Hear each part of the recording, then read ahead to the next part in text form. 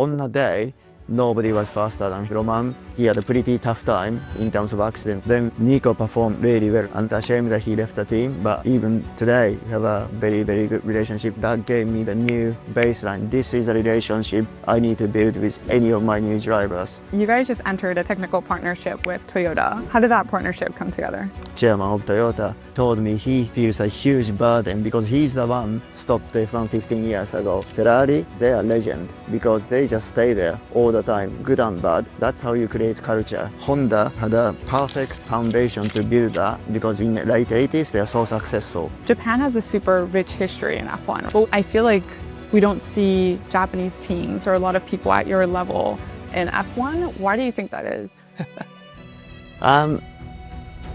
Good question.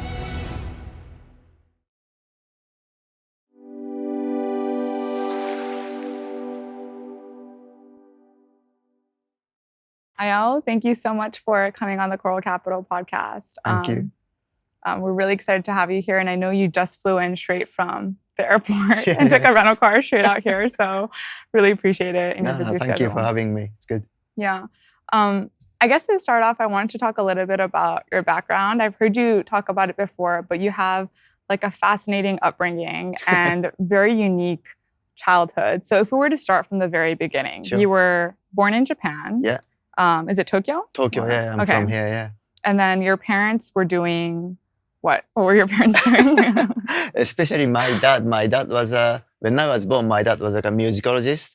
So he was basically studying Beethoven, classical music composer. Right. Basically, he was studying Beethoven's life and he was reading his original letters, materials to understand why he produced the music that he produced. Because I think when he was much younger, when he was actually a politician when he was younger. Okay, wow. He was in the Communist Party. So you're also like a political prisoner too, right? Yes, I think you mentioned he was somewhere. activist during the war. He was trying to basically against imperialism. So he was doing some demonstration marches, etc. Then a spy inside the Communist Party sold him, so he got arrested. He got tortured. I think he nearly died in prison. And this is all before you were born. Oh yeah, way so before. Okay. This is during the war. It's in the 40s. Right. So I was born in 76. So it's 30 years before I was born. So he was doing that. But so he learned German, 18th century German, in prison, because obviously all the political stuff is banned. Right. But he loved music. He loved Beethoven. So, but then those music are completely allowed because it's nothing to do with politics, right? But he had no notebook or pen, so he taught himself German by just writing on the prison wall or floor with a chalk. It's amazing. Writing it, rubbing it down, writing it, rubbing it down. Then he taught himself to the extent that he could read original Beethoven's letter. So, so when he was young, I think his passion and who he was, I think everything resonated with Beethoven's music. So I guess he wanted to understand, wow, this guy in Germany came up with this music. How is it possible? So it just resonated with him so much. He wanted to understand it. Then later on, after his political career was finished, that basically became his life. So when I was born, he was totally basically in the music world. Okay. And how about your mother? My mom, she was actually, she came from a, let's say, very different background.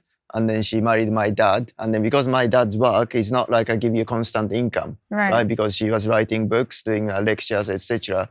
So there's not like steady flow of income. So our family didn't have much money. And then she had to basically go out and work to put me through school. But then she liked fashion, but she was when she had me, she was 30 years old. And she never had the experience in the fashion industry. But then again, everybody told her, no, it's too late. You cannot go into the industry. You're never gonna competitive, succeed. Right. Yeah, and it was very, very competitive because this is early 80s when Japan was in the bubble economy.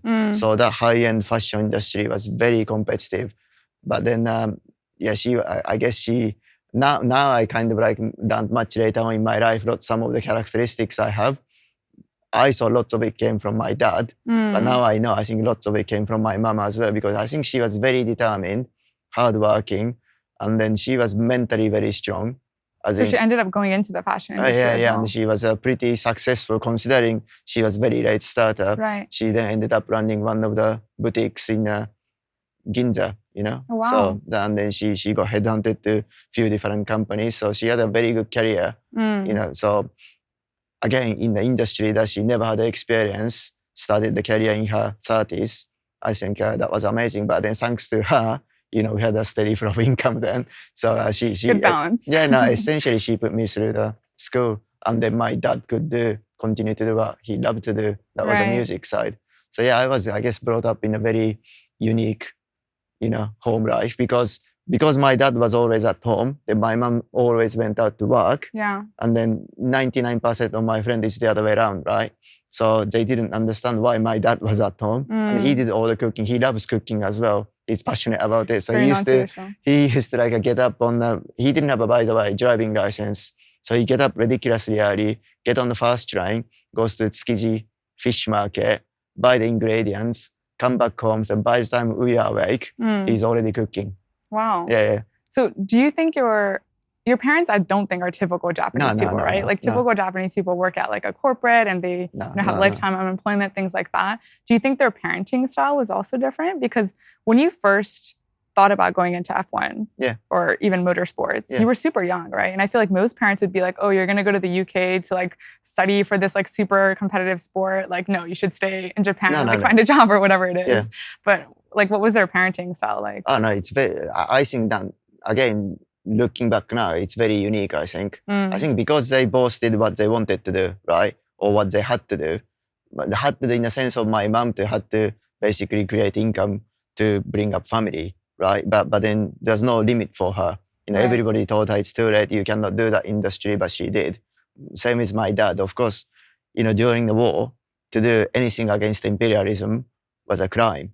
But he believed that war was wrong, so he was doing active, you know, demonstration and everything, and he got imprisoned. So that's pretty unique as well. And then Beethoven, again, I think when he was starting out, some of the people told him like, you know, there's no way this Japanese guy, Asian guy, would get into such a Western, you know, classical music to understand it, to make a significant contribution. But he loved it, so he just did it. And who teaches yourself, you know, 18th century German in prison? Nobody, right? So they're pretty unique, I think. And then looking back now, you know, when I said to my parents, I want to do Formula One when I was 14. And then, of course, neither of my parents had a driving license. We are far, far, far away from motorsport. You know, I remember asking my dad, you know, everybody's got car driving license. Why don't you, you know, get a driving license and buy a car? And he said, I don't need it. It's a waste of time. So he was super detached from the world. Yeah. But then like basically both of my parents said, look, if that's what you want to do, just go and do it. Back then, when I was like 14, 15, 16, I thought, yeah, they're my parents. It's normal that let me do, you know, what I want to do. But later you realize, oh wow, that's actually amazing that they had the actually courage to let me do, you know, pursue what I wanted to pursue. And then that was, you know, and then when I looked into it, like I said, okay, I think I should go to UK as soon as possible. But then I wanted to play rugby in high school. So I said to my parents, I'll go to high school here and then play rugby for 2 years. Then final year of high school, I'm going to start preparing to go to UK. So I'm going to go to UK after I finish high school. And then they were like, okay, fine. That's incredible. Yeah, I think so. But I mean, even for you, I feel like little Ayao back in the day when, you know, you're still trying to figure out what you want to do. The fact that you were so driven to be like, okay, I want to get into this industry. You know, you looked up which colleges to go to and then ended up at Loughborough. Pronouncing it correctly. And then I know you also shared stories about, you know, reaching out to a ton of these teams to see like which one would take you and where you could get job opportunities. Like, I think that's also rare. Not everyone can do that, right? People always think it's easier to talk about what you want to do than actually do it. But curious to hear, more about like your journey actually getting into F1 as an engineer. I think lots of it, I have to be grateful about my parents, I think, because like my dad, my mom, both of them, it's not like pathway was clear, right? Then there was not many people who's done what they've done before, but they always find a way to do it. So I guess naturally growing up in environment, I didn't think there would be any barrier. If you want to do something, you can do it. So I guess nobody specifically told me that in word, by looking at my parents, what my mom's done, what my dad's been doing, it was pretty clear to me naturally that if you want to do something, just do it, right? So I have to thank quite a lot for my parents for that. But then, when I was a kid, before I met Formula One, I hated maths, I hated physics. Because you're more like a sociology, I literature type of loved person, literature. Right? Yeah. I absolutely loved literature, history. So I was going to become an investigative journalist because one of my dad's friend, there was a massive scandal in, I think it's early 80s about recruitment company, I think in Japan, that there was a huge political corruption. And then my dad was the investigative journalist at Asahi newspaper, and he exposed it. And then that toppled the whole government and exposed so many politicians. I thought, this is cool. Then normal newspapers, normal media doesn't touch it, but he just did his own work and then managed to get this thing completely overturned. So then I loved writing stories. I used to write stories when I was a kid and send it to newspaper company and stuff. So I was going to do that until I met F1. Then stupid, I said, I want to do this, but then I didn't realize I need to study math and physics.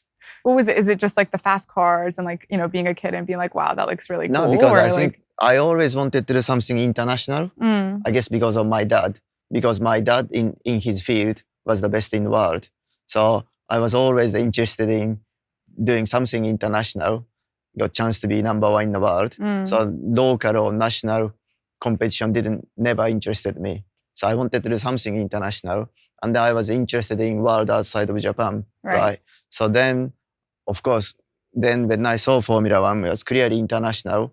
The drivers, obviously international. You race in back then, it was like 16 races a year. So you go to 16 different countries. I wanted to see the world.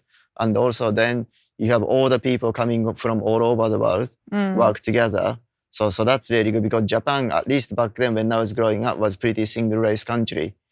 So it's difficult to get exposure to people from other background, right? So again, I wanted to experience that. And so that's the main thing, international. And then competition. I love the fact that you do something and then you go for the race and then you understand what you've done is good or bad straight away. Then that's the feedback loop. Then you're trying to improve it for the next race. So you get a chance to do that 16 times a year, right? So all the combination of things that was happening in F1 and human drama was like everything I saw, it just resonated to me. Wow, this is perfect. This is what I want to do. To be honest, that started with motorbike first. So I saw MotoGP first. Yeah. Then I saw Formula One. But then I don't know why. It's a bit strange because I didn't know anything about engineering back then, obviously. But then I never thought I wanted to be a driver or rider. I don't know why. Because normally kids meet those sports, you want to be a driver or rider, right? But I straight away thought I want to make these things. I want to be an engineer, creating these hardware, like either a motorbike or car. But then without knowing anything, this is the interesting thing. Without knowing anything, I thought if I did motorbike, rider's dynamics dominates the motorbike. So as an engineer, the contribution you can make is smaller. Whereas if it's cars, the contribution you can make as an engineer for the overall result is much bigger, which is true. But it was strange looking back that as especially in your early 14 years old kid, don't know anything about engineering, how those cars or motorbikes are made, came to that conclusion. I still can't understand why, but that's what I thought. That's why I chose Formula One, not MotoGP. It's amazing. Yeah. Then later on, of course, once you study, it's so true, So, but yeah. So you were talking about how F1 is an international sport. Of course it is, but I was actually looking into why it's so centered around the UK. And one of the reasons why I actually got interested into F1 was because I saw a lot of parallels with the startup world. We have Silicon Valley and Sand Hill Road. You guys have Motorsport Valley. And I was looking into how that came about. And I know you know this probably. I'm saying it more for the audience. But I think it was the 1950s or 60s where after World War II, there was a lot of airfields that were abandoned and a lot of them turned into racetracks, right? With Silverstone being one of them. You know very well. And there was also a lot of mechanical engineering talent that came from the military that were looking for, other areas to contribute to. And then you had universities with a lot of great motorsport engineering programs. And so all of this combined. And because of that, I think 7 out of the 10 teams are based in the UK now. It is international, but it's very UK based. You being a Japanese person, of course, that's just like one part of your identity. But did you think there was like challenges coming into it, being Japanese, or did you see it like as an edge? What was that experience like? Well, you mean when I decided to go into Formula One or much Just like later? in the industry. I know you're a big shot now, but like just building up your career, how was that like culturally? Yeah, some people ask me that, but I kind of like don't think about it too much. Mm, It never forefront of my mind, if you like, because I went in, I just wanted to do it regardless, right? And then just going back a little bit about what you say about those UK base and airfield and etc. It's all true. It's amazing, you know that. But like my kids go do go-karting. They're 10 and 12 years old. yeah. But lots of go-kart circuit are exactly the same. It's old, smaller airfield. So yeah. So then after the war, like you said, you know, those airfields, they built a racing circuit and the motor industry was already there. So we had a, let's say, ability to grow that kind of culture, right? The base. And then naturally, because of Formula One, everybody from all around the world, Europe, America, North America, everyone comes there to work. So that's why even though in terms of geography, it's quite local, like Silicon Valley, Right. but in terms of people who's there, and then because people comes from all over the world, actual culture inside the Formula One is quite international, but it is very, I only kind of felt this last year when I became a team principal, went to one of the very first, what we call F1 commission meeting, which is all the team principals and the F1, so Formula One management. And then sitting in this amazing looking office in London, I looked around the room.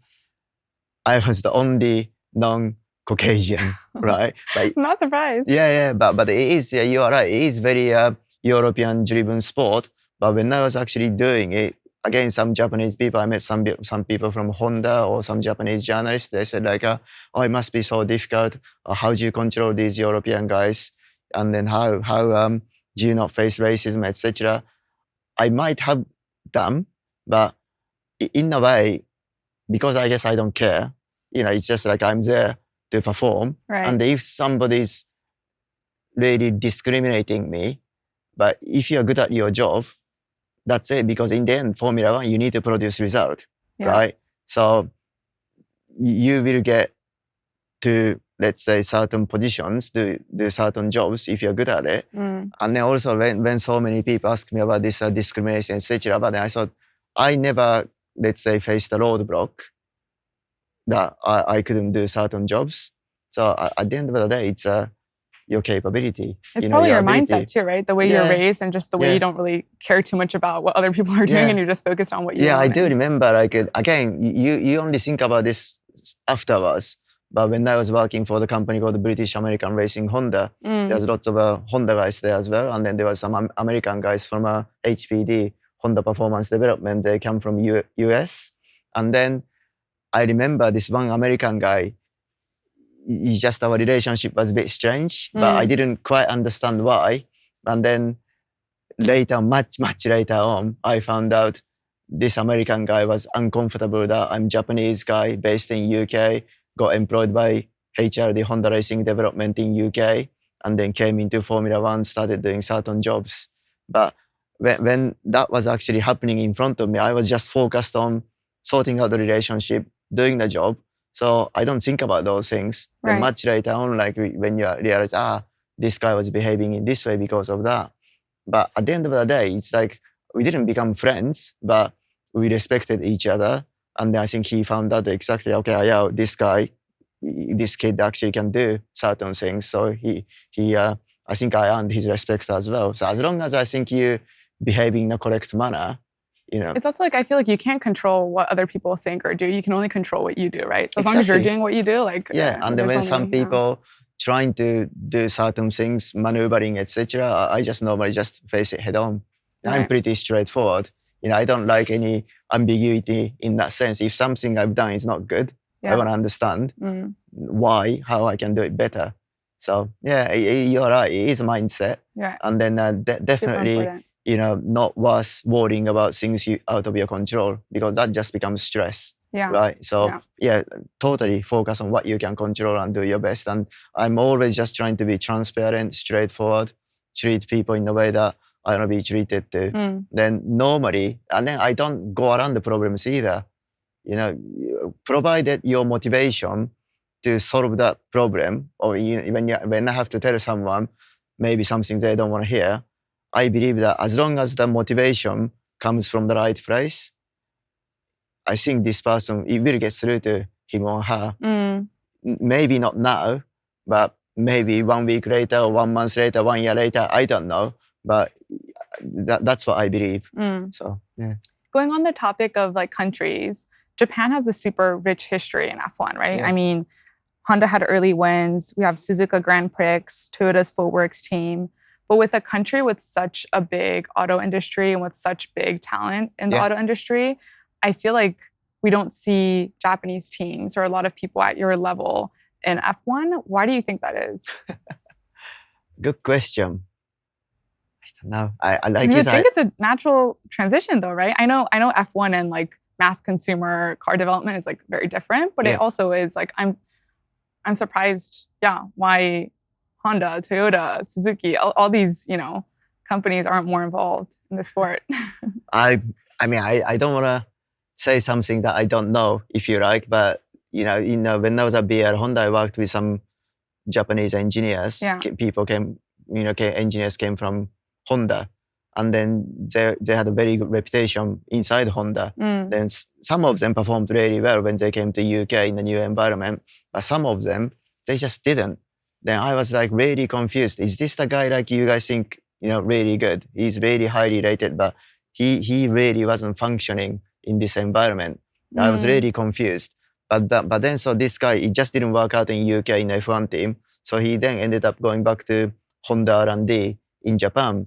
Then I can't remember, 6 months later, 1 year later, I visited the Honda factory, right? And then when I saw him there in his own environment, he was unbelievable. He was amazing. So wow, so this is what everyone saw in him. But when you take this guy out of his comfort environment onto here in Europe, UK, Formula One team, he just couldn't function. So I guess is that there's like a cultural thing, or I don't know, because I never actually asked him that direct question because I wasn't that close to him. But I think it's just depending on the personality, and also culture. And also when I looked at lots of those Japanese guys, they just stick together. So they don't integrate very well. Right. Whereas like when I came to UK, so I didn't speak much English. Then I went to language school in London first. Then I was happened to be on the beginner's class because my English wasn't good. But I think, again, looking back now, luckily for me, beginner's class was completely full. So when I turned up, I was put into an intermediate class. And then in the intermediate class, there's no Japanese people. In the beginner's class, there's lots of Japanese people. Right. Honestly, looking back, that was really beneficial to me because I was thrown into this class completely out of my depths. And then there was lots of Swiss guys, Swiss bankers, because back then, Swiss bankers, they just get sent from their company, but they speak perfect English. They don't need to go to language school, but it's like their reward holiday for them, paid 3 months holiday by their banking company to spend 3 months in London.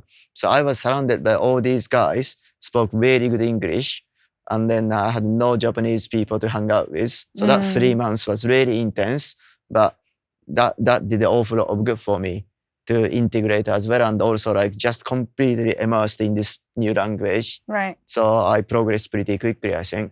So it's probably the same thing you're talking about with like mindset and like being able to be a chameleon into different environments and like play your strengths. I feel like that's important, but maybe not something that the average Japanese person like really needs if you're growing up in Japan because it's so homogeneous. You're kind of. But this is I think this is probably maybe what I meant when I say that at least when I grew up, it was quite single race. Right. So like you say, it's quite homogeneous. And then growing up in junior high school, I wasn't a very good student, but because I wasn't one of these homogeneous people, I don't think. So I asked certain questions to the teachers, and teachers gave me some answers. And then you weren't happy with. I wasn't happy with and shut down my questions. I said, no, that still doesn't make sense. Then when I go and look into it by myself, I found that I was actually right. These teachers are completely wrong. So then I lost respect to those teachers completely. So I just did my own thing. Like in the third year of junior high school, this is probably not a good story, but third year of junior high school, I decided these class is completely waste of my time in Mm. terms of learning. But then I liked my friends and I liked my, PE. So I only went to school for PE. I turned up for PE, get changed, played football or something, and then got changed back. And then I remember one day I was walking out of school and my teacher came running after me and saying, So you didn't even go to classes? I didn't know because it wasted Oh, time. wow. Yeah. And you just found learning opportunities elsewhere. I just went to library. Exploring and Yeah, I just wow. went to library and just studied myself. Mm. I remember walking out of school, the teacher running after me said, Mr. Komatsu, where do you think you're going? I said, library. This is not university. You cannot come and go as you please. Then teach me something I should learn. So not waste my time. Wow. Very determined kid. Yeah. But then so none of those teachers expected me to go to pass any entrance exam to high school. Yeah, and then you ended up getting a PhD. So I mean, In the end, yeah. You tell them no. Going back on the topic of Japan, you guys just entered a technical partnership with Toyota. Yeah. It's the first time that they're coming back into the sport for 15 years, which is like a big move. Yeah. How did that partnership kind of come together? I think it's not business, So initially, when I started talking with this Toyota guy called Kaji-san, I had a huge doubt, what their motives are, what they want to achieve, because the previous times they did F1, it was a disaster. They spent so much money, they threw everything at it, and then they weren't successful whatsoever, right? Then in the end, they stopped it because of the, economical issues inside the company. Then now they're coming or trying to get back into F1. I was like, what do you want to do? What's your objective? But then once we started talking to each other, I understand it more. And then when I met Akio-san, chairman of Toyota, he was great. He's such an inspirational, amazing guy. Wow. So he told me he feels a huge burden because he's the one stopped F1 15 years ago. Oh, really? Now, as a kid, I was really angry as well. It's like, these people don't understand culture, what it takes to build a culture. Like Ferrari, they are legend because they just stay there all the time, good and bad. That's how you create culture, right? Honda, they had a perfect, let's say, foundation to build that because in the late 80s, they're so successful. Right. Then they just stop. Was it because of, I know there was like a fatal accident. Was that one of the reasons that they stopped? That was unrelated at all? They stopped before that. Okay. So I can't remember, is it 91 or 92? I can't remember. They stopped that fatal accident of Senna was 94. So I can't remember the reason, but whatever the reason, they stopped, right? And then they came back. Then that's when I was working with BR Honda, but they are not racing team anymore at all. Then they just come in and go all the time. And that's not how you build culture, right? You need to be consistent. Yeah. But so I actually complained to Akio-san. I said, why did you stop? As a Toyota, you came in and you did your bit. But then when the economy goes down, you just put out. Then there's no consistency. You cannot build up any culture. And you guys, Toyota, Honda, big names, big company, you're actually in a prime position to build that culture. Motorsport is not very popular in Japan these days, right? They've got lots to answer for, right? But then I was able to have that kind of conversation with him, not in let's say, to confrontational way, because I think we just got on so very straight away. We kind of like felt each other, right? We actually want the same thing. And what Akio-san wants to do is because he just feels such a heavy burden about what he's done, i.e. stopping that Toyota project. And he realized that that actually, let's say, stopped the pathway for young Japanese drivers or engineers or mechanics to come into Formula One. So he feels, he doesn't take that lightly. So he wanted to start recreating that passage, but he was trying to find the right partner. And then thankfully we met. And then, I feel really on the same page with him. So just trying to create that together. Yeah, that's super exciting. Yeah. Do you think that's going to open the gates for more Japanese companies to perhaps come into the race? I mean, I feel like Formula One has gained more popularity too, right? With the Netflix show and just, the movie coming out and everything. Do you think companies are more incentivized to step in timing-wise? Or? Yeah, I think so. I mean, I did this small, let's say, speech session in London for Japanese company who's got base in London. And there was like 50 companies. Yeah. But then again, their lack of awareness of Formula One is crazy for me, considering how international that is. Like, if anybody is looking for branding, internationally, Formula One is in the best position by far, Yep. Like Major League Baseball, NFL, professional football, professional rugby, they are international, but they're not this international. Not to this degree. They Yeah. don't go to 20 different countries a year, right? And then I can't remember the stats, but 70% of our races are completely sold out. So in terms of if you want to put your company in the international map, Formula One is the best way to do it by far. So then again, I think that like you mentioned with the Netflix and F1 film, I think we're reaching out to the new audience, new generations. Now there's so much younger generations interested, not the traditional audience, not the hardcore traditional audience. Those people, traditional ones, are really interested in technology. These new generations, they know that's not a bad thing. It's just a different angle. I think it's always good to put multiple dimensions. That's why I find this sport so interesting. Being international means it's multidimensional as well by definition. And a lot more female fans too, I've heard. Yeah. Lot more female fans. And so like, as I said, my kids go-karting. And at that age, like 10 years old, 8 years old, 6 years old, I see so many girls. And it's not like, Wow. I would say like 5 years ago, if I went to go-karting circuit, I saw a girl, I said, oh wow, there's a girl. But now I don't even think about it because it's so normal, which is great, So I think now F1's got, let's say, potential, not potential, the foundation to reach out to so many different, groups of people. Right. Age, gender, demographic, geographic. So I think it's really exciting. So I'm sure, lots of Japanese companies would be interested too. And they're not necessarily like in the old days, maybe only the, let's say, high-tech company were interested. But now I think people who might be even like a startup company, who are starting in certain business sectors, but let's say trying to grow international, from regional to national to international, those people can use F1 as a platform. Right, so, sponsorships, partnerships. Yeah, and also the B2B opportunities are amazing as well. Super cool. I wanted to talk a little bit about your life as a race engineer and as a chief race engineer as well. You spent a number of years with Romain Grosjean. Yeah. And I think your relationship kind of expands beyond what a traditional, race driver and engineer relationship looks like. And I think you've worked with him on almost every single one of his 181 races. Every single race. I only missed one race because my first child was about to be born. So I was I was in Malaysia. I turned up in Malaysia, and then I got a phone call from the UK, so I had to fly back. Yeah, but that's the only race I missed. That's insane. Yeah.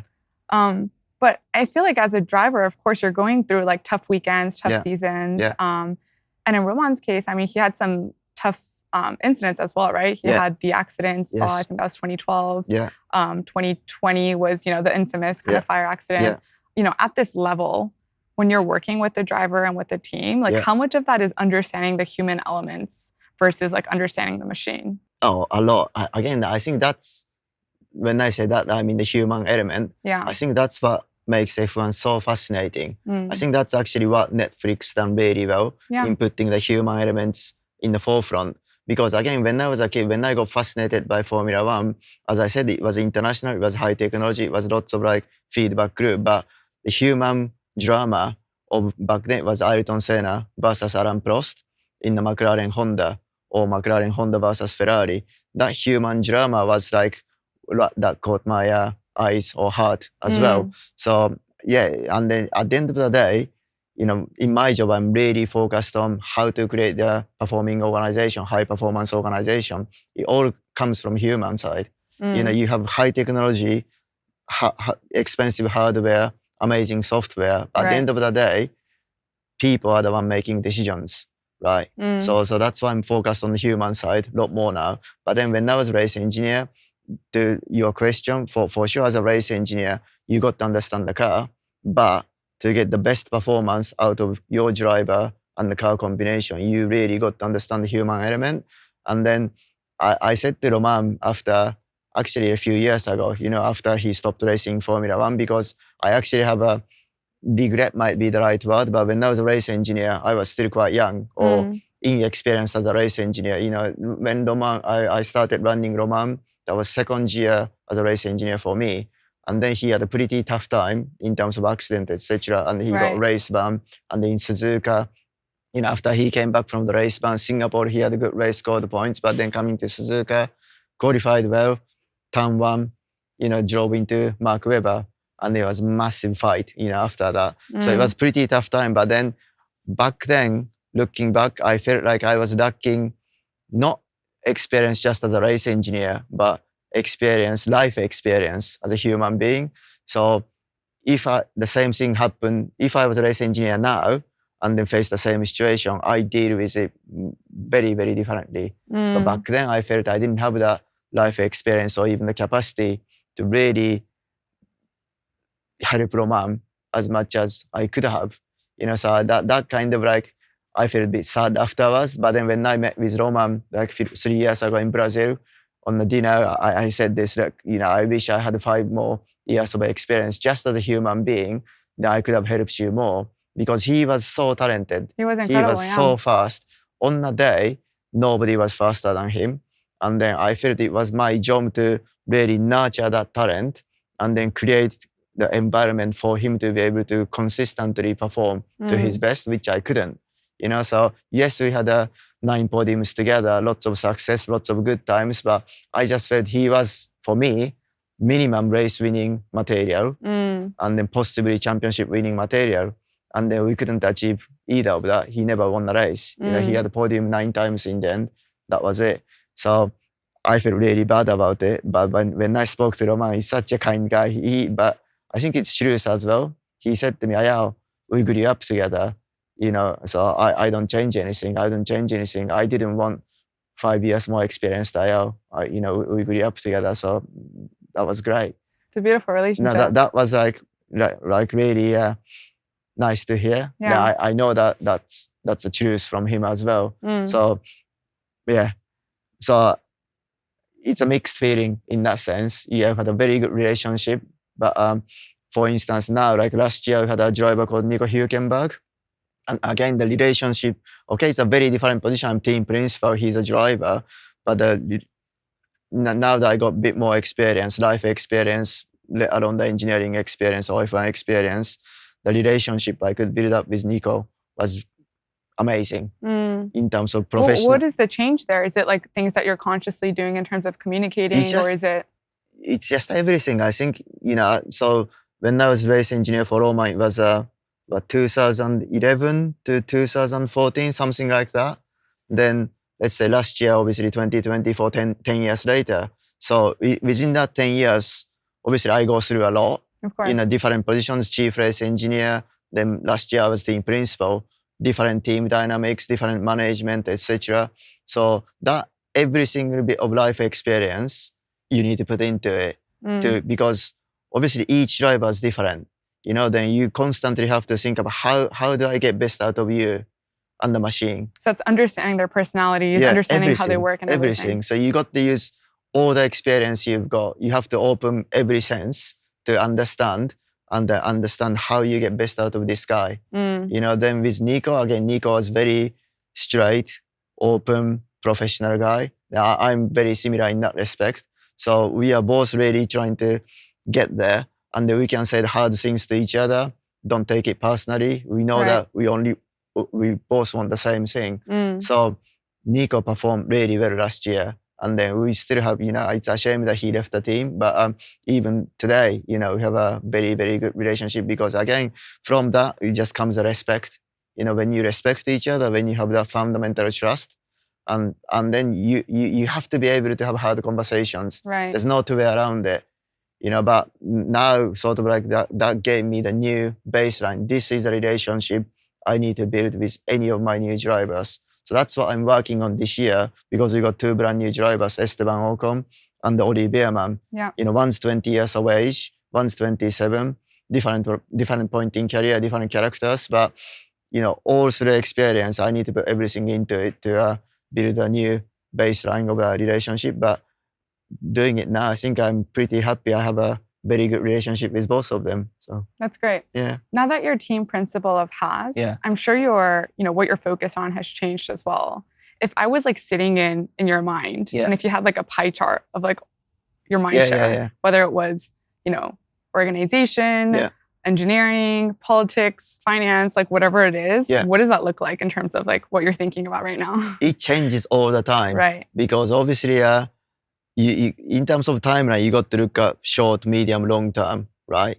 And you have to do that all in parallel. Yeah. Because you got to produce the current sporting result, because that's got massive impact on the business itself, motivation of the people and everything. But result is obviously naturally quite fluctuating quite a lot, up and down. But you got to then in the background improve the capability of the team for medium and long term. Then that could be finance, that could be marketing, that could be actually HR, right? That could be the legal side. But where you focus changes all the time, because everything has to shift. If there's like 20 parameters, 20 different areas, you're always looking at, let's say, play to your strengths as well, but looking at what's your weakness, most weakest area, then you have to improve that. Once you improve on this area, something else is going to become the weakest area. Then I need to focus on that. So it's a lots of parallel process, multi-dimension, but honestly, that multi-dimension bit is what I love. So it's great. And then also, one of the first thing I remember, beginning of last year, so one of my very first job to do marketing was actually doing this. So we have a title sponsor called MoneyGram. We had to do a major event in London. Then, if I'm honest, I wasn't looking forward to it, because that's not something I focused on before or something I was interested. And I was more like focused on like, I need to sort out this technical department to produce a fast car. But then I thought, I'm going to have to do it anyway as a team principal.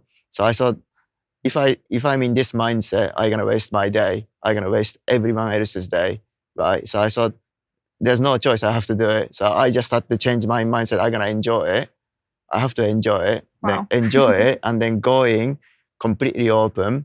Then whatever I ask to do, just do our best, do my best. Even if it's not something I'm trained to do, just do my best.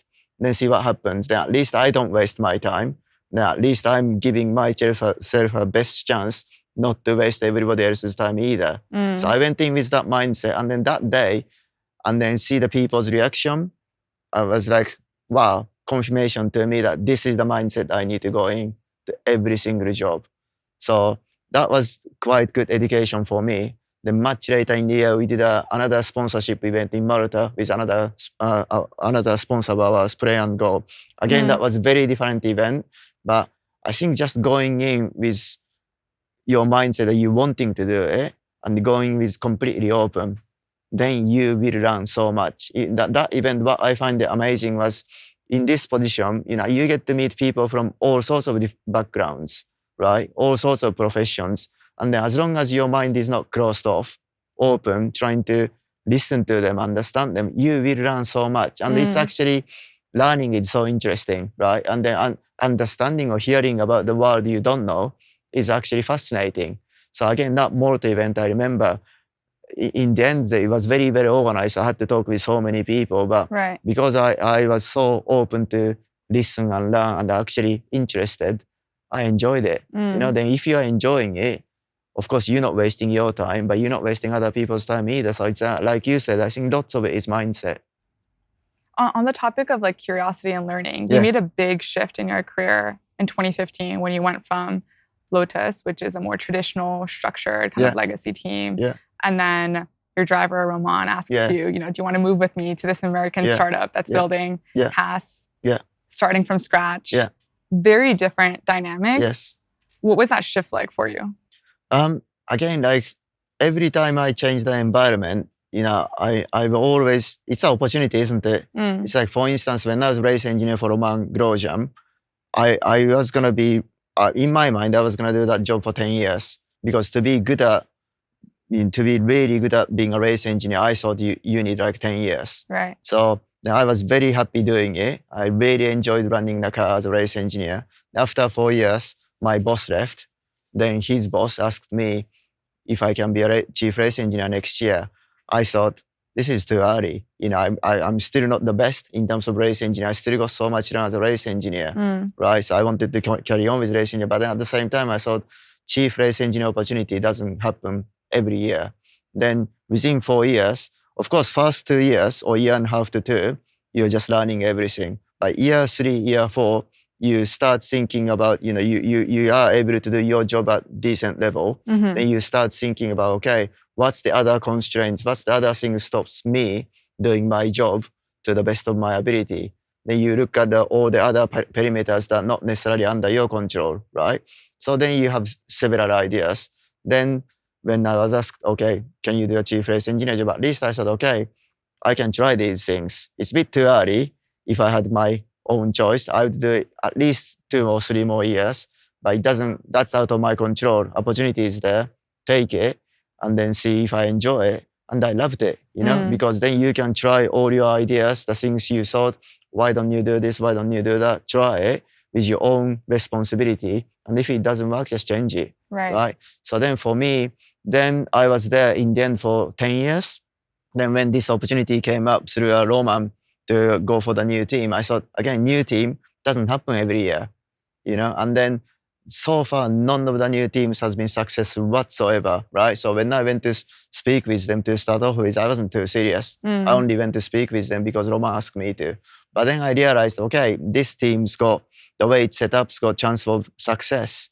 So I really said, okay, if I wanted to play safe, of course I wouldn't have jumped because I knew that Renault was buying us. So then I had already good position, chief race engineer. I knew everyone. I knew the system. Yeah. So next 10 years, it'd be You're fine. losing a lot. Yeah. Yeah. But then I thought, I never played it safe in my life. Opportunities, it doesn't present itself every year. So if I don't try it, I might regret it. But I always say to myself, if I try it, I tried my hardest. Then if I fail, I don't regret it. And then also, if you fail, then in the society, you've been probably labeled as a failure. But in myself or yourself, I don't think it's a failure because whatever it is, if you try your hardest, if you don't get there, it's fine. You as a human being will learn something, take a lot from it, then whatever the next stage in your life, you can apply it. So I don't think it's ever a failure as long as you try your best as a human being. You see what I mean? Right. So in that sense, I wasn't afraid. I said, okay, this is a great opportunity. I try. Again, all those things I was thinking as a chief race engineer, as my previous team had lots of constraints in the team, good and bad, then at least I can try those hypotheses, see if it works. In a brand new teams, you can formulate it as you like, right? And of course, there will be lots of constraints, but it's a great opportunity to be able to formulate those, build up the brand new team. It doesn't happen every year. Right. Yeah. So I've been doing this for 10 years now with Haas. The next new team is just coming, right? So it's only a 10-year cycle. Yeah. So that's why I decided to jump and take this opportunity. And now that you're team principal, Yeah. I think Gene Haas described the new organization with you leading it as having engineering at the heart of management. And I think that contrasts a lot of what Gunther, the previous team principal, his style was. But how do you think your engineering kind of background is changing the way you lead like a Formula One team? Yeah, again, it's a good question because I don't think, yes, my background is engineering, but I think if we go back to our conversation earlier, when I was really a kid, before I met Formula One, I was much more on the literature side. Right. Like, let's say, non-engineering side, human being side. When I was writing stories, it's about, human emotions, right?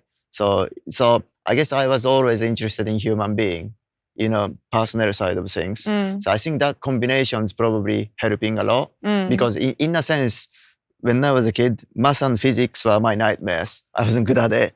But literature, writing stories, reading those, emotions, etc., those are the things I loved. Right. So I guess throughout this engineering training, however many years that was, then my original, let's say my natural interest on the human side, I think that's probably a good marriage, if you like.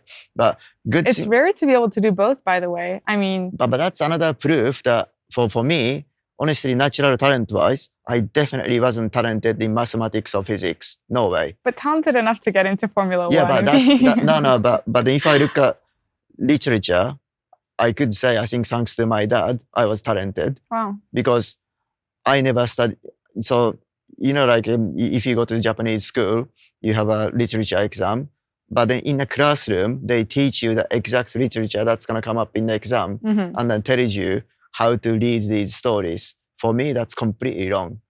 For literature, for me, it's like you have to just read it fresh with completely blank sheet of paper, open mind. Then you got to understand what this person's feeling, right? So I never intentionally studied because I just thought the way they're teaching is completely wrong. Then went in, I could read it, I could do it. So somehow, thanks to my dad, I had the ability to do it, right? But math physics, some talented people, they can look at the problem once, solve it, and then done, understand the foundations. But I was the sort of student where I had to solve it so many times just to get it trained in my brain to do it. So it's more hard work that got you those skills versus it naturally coming to you. So, but that proves to you that I think most of the things in the world, doesn't matter if you're good at it or not. If you want to do something, apply yourself, you can do it. Honestly, that's what I learned, because seriously, math and physics, talent-wise, it wasn't there. But just hard work. And then throughout university, I felt exactly the same. My classmate, there's so many talented guys. I was like, oh my God, you can spend 5 minutes on this. You understand this straight away. Right. I need to study this like repeatedly for like 1 hour to understand it. But because I had a purpose, because I wanted to do Formula One, I had no choice. It's no point saying, oh my God, this guy, needs only 5 minutes. I need 1 hour. There's no point me doing it, because then that meant I cannot do Formula One. I just wanted to do Formula One. So that hard work didn't matter to me. It was no choice. I just had to do it because that's the only way I get a chance, right? One other thing I wanted to talk about was you've been with Haas since day one, 2016. We talked a little bit about that. And one of the things that you mentioned you wanted to focus on and solve after becoming team principal was the communication and kind of the gaps between the team in Italy and the team in the UK. Because you guys have somewhat of a unique setup where it's not all headquartered under one place. What was that problem actually like? How is it going? What's the progress so far? Yeah, I mean, initially, before I took over, I really saw that geography was an issue, the fact that we have a separate offices. So as soon as I got announced, I spent 1 week in UK, which is where I'm based. So I know people better in UK. But as many one-to-ones possible, group sessions, departmental sessions, just to get to know people, to really just hear, understand what these guys are feeling and thinking. Right? And for context, the Italy team deals with the design of the car. So Italy people basically make the car. They design our aerodynamics department, our designers, they're all in Italy. So Italy makes the car, and the UK is actually let's say a customer uses the car, or the performance department to understand the car, or running of the car, or procurement of the car, and HR functionality, etc. is in UK. So let's say UK is a race team, user, in a very simplistic sense, Italy is making the car. So I'm based in UK because I'm always truck side. Then I was a race engineer, I was a chief race engineer, right? So I'm based in UK. But then so I spent that 1 week doing that. Then there's no surprise because I'm based in UK. I know most of the people. I had a decent understanding. What I was worried more was Italy, because I was more representing UK in my previous job as trucks and engineering director or chief race engineer. I had lots of noise about, people who's designing cars not happy about me, right? So I had it indirectly. But then, so then after spending 1 week in UK, I went to Italy and did exactly the same thing. Just having one-to-one conversations, honest conversations, hearing their problems, their issues, what they're struggling, etc., what they want to see. Then lots of sessions. And then to my surprise, it was very good. Honestly, like we were all feeling the same thing, but just wasn't communicating. That sometimes, we talked about having a hard conversation, don't go around the problems. Right. But you can only do that when you know people, I think, when you have a relationship. But with these locations, sometimes we didn't spend enough time building up the foundation relationship. So hard conversations, difficult conversations couldn't happen. Then people are going around the issues. They ended up being basically backstabbing and politics. But that was nobody's intention.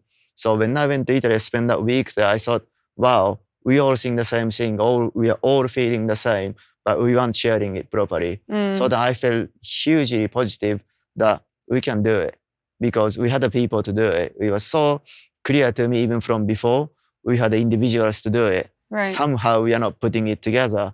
But then before I had that 2 weeks, I thought the location is the issue, but then came out of that 2 weeks, I just said to everyone, look, location's not ideal, but that's not the issue. We don't have this personal connection, relationship, understanding. So let's have lots of face-to-face to start off with. And I will promote change the organization structure so that it promotes those communications. And also the travel. Lots of times, certain people aren't allowed to travel to the test event or race event. Again, that's completely opposite of what we should be doing. We should be integrating people more, putting people in a certain environment that promotes the cross-functional, cross-country communication.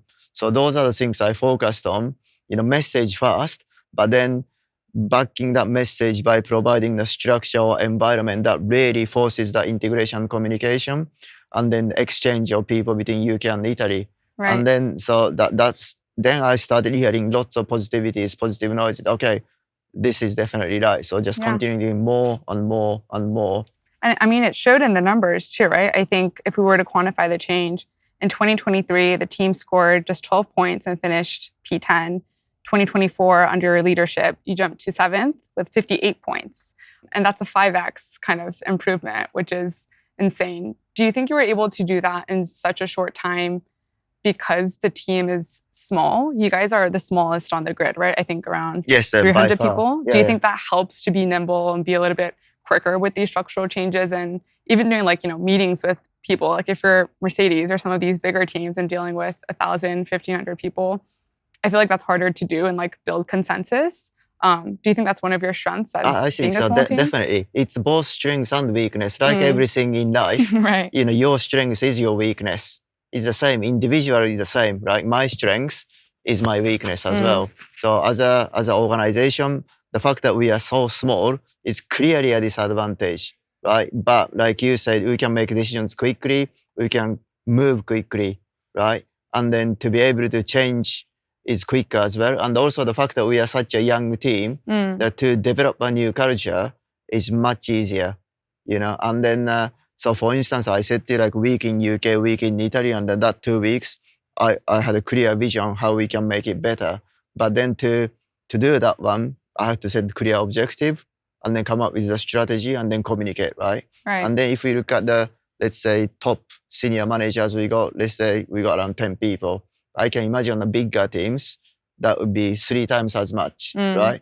So it'd be much more difficult to put the people on the same page, having alignment, and also the inertia of the organization, change of the culture. We are much easier to change it in a way because we didn't have it before. Right. We didn't have a culture before. That was the core problem. But if you don't have it, to create one is easier for sure. But then mentality, mindset change, that's again, easier for us, I think, because we are small and nimble and agile. But it's so important. It's super critical, but it's hard to do too, right? I mean, I feel like the human element of it is the hardest when it comes to company sports, regardless. Totally, yeah. There's also big changes coming in Formula One. The 2026 rule book you've described as super radical. I don't know the meaning of all these terms, but it's new chassis dimensions, no MGUH, tripled electric deployment, active aero, sustainable fuels. I've heard it being described as a system redo, essentially. Yeah, I mean, when was the last time we had such a big change? Right? I cannot remember, because last big change was the hybrid. These are aerodynamics ground effect car, which is the current car. But that was only aerodynamics. And in 2014, when we introduced the hybrid, if I remember correctly, it was more just on hybrid power unit side. So, but now we are changing power unit and the aerodynamics all together. So it's a huge change. So how is Haas preparing to transform for 2026? That's a difficult one. I mean, PU side, lots of PU side, it's governed by our PU supplier, which is Ferrari. Ferrari is our partner. So engine, MGUK, deployment side, that is done by Ferrari. So we have to rely on them to do a good job. I'm sure they will do a good job, but even if we can only focus on aerodynamics, it's completely different.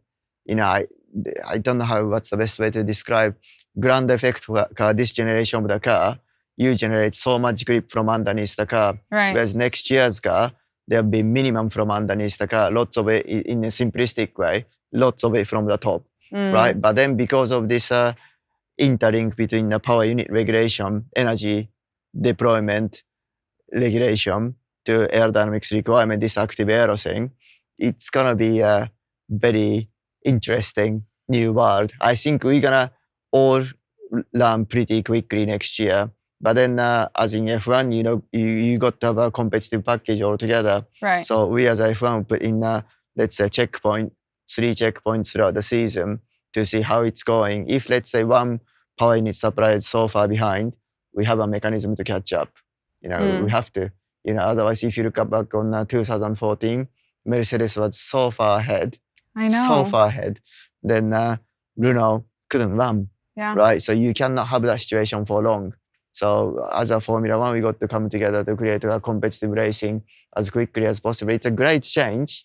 Change is always difficult, but I think it's completely reshuffles the competitive order as well. So you think we'll see a brand new, it'll be a shakeup in terms of team order and yeah.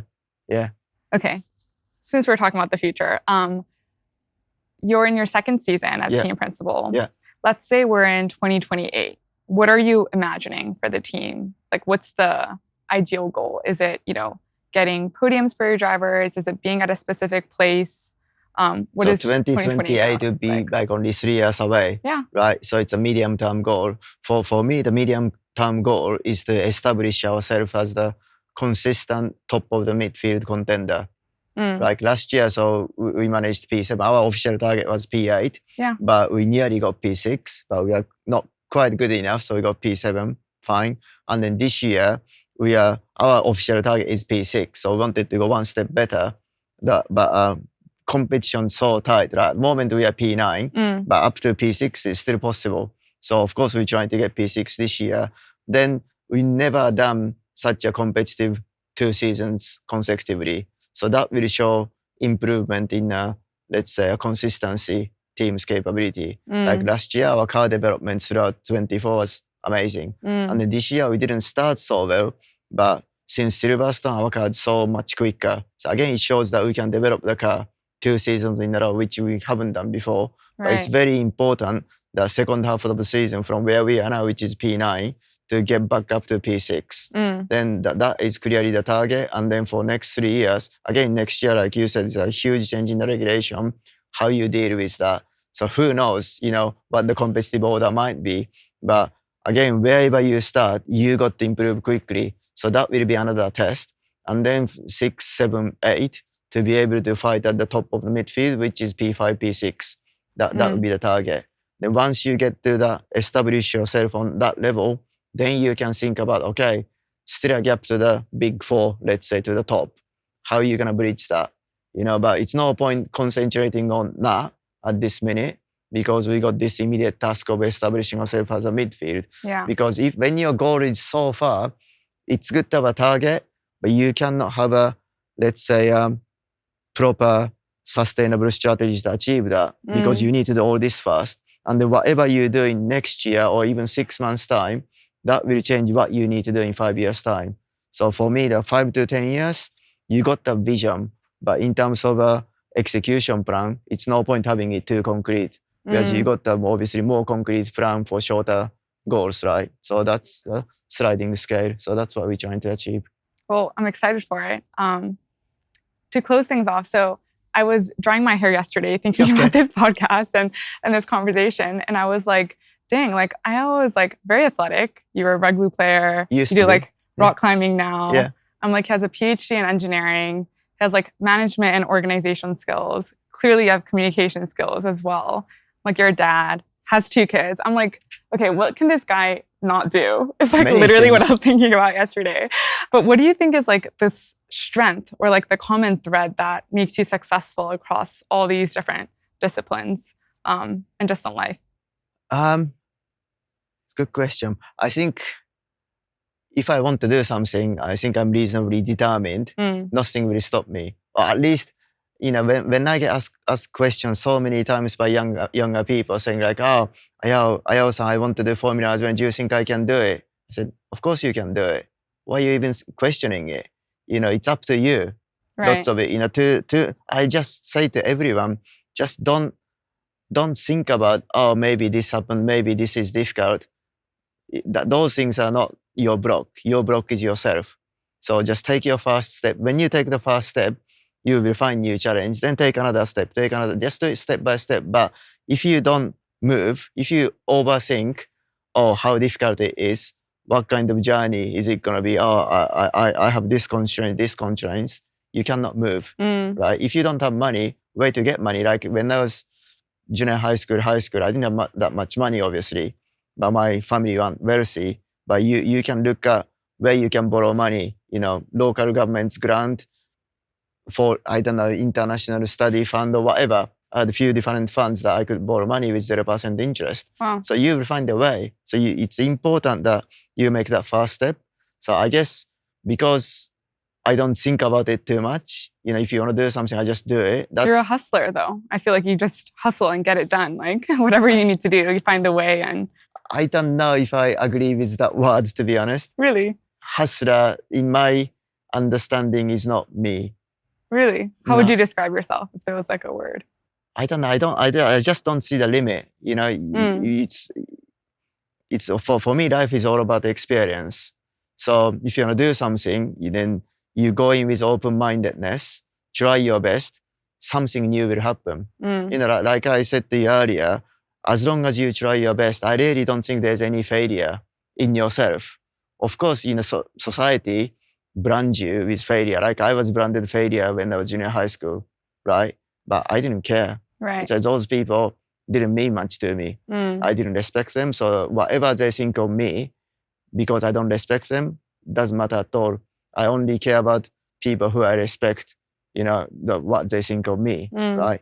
So I don't think, I guess another good thing, maybe that could be my strength, that I don't care much about what many people think about me.